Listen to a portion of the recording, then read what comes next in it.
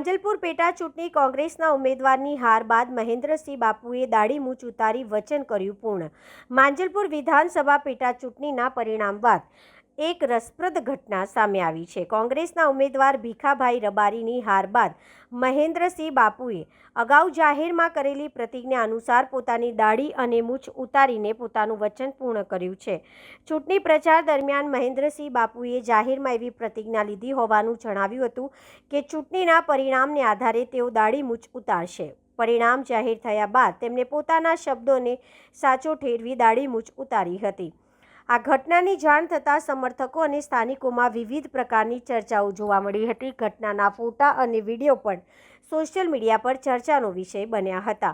માંજલપુર પેટા ચૂંટણીમાં ભાજપના ઉમેદવાર સતેન્દ્ર ઉર્ફે સતીશ પટેલે વિજય મેળવ્યો હતો, જ્યારે કોંગ્રેસના ઉમેદવાર ભીખાભાઈ રબારીને પરાજયનો સામનો કરવો પડ્યો હતો।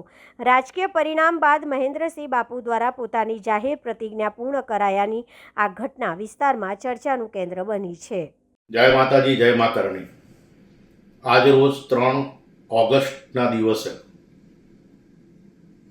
માંજલપુર પેટા ચૂંટણીનું પરિણામ આવ્યું।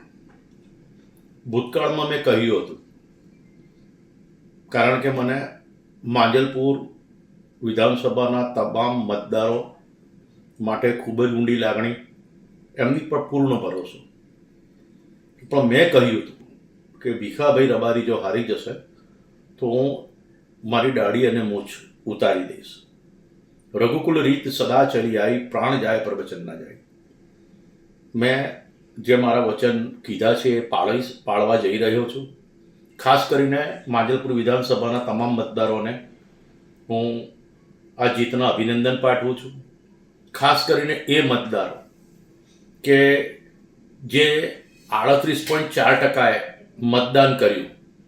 38.4%ના મતદાનની અંદર 60થી ઉપર પર્સન્ટેજ સતીશભાઈને મળ્યા। નોટામાં મળ્યા એનો મને ખાસ આઈડિયા નથી, પણ જે પ્રમાણે વોટિંગ કરવામાં નથી આવ્યું, એટલે કે 60થી 62% પ્રજાએ મતદાન નથી કર્યું। એ શા માટે નથી કર્યું?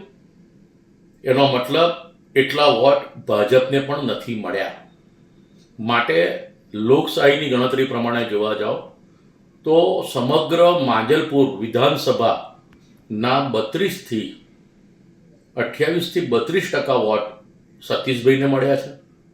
માટે આ વખતે ઘણું મોટું મતદાન ન કરીને પણ માંજલપુર વિધાનસભાના મતદારોએ પોતાનું દુઃખ પ્રગટ કરી દીધું છે, પોતાની નારાજગી પ્રગટ કરી છે। પણ હું જે કહ્યું છે દાઢી મૂછ આપી દઈશ, એ પ્રમાણે હું અત્યારે મારો દાઢી અને મૂછનો ત્યાગ કરવા જઈ રહ્યો છું। અપેક્ષા રાખું છું આગામી દિવસની અંદર આ મારી લાગણી વડોદરાના પ્રજા સૌ સમજે, બસ એ જ મારી અપેક્ષા। જય માતાજી, જય મા કરણી।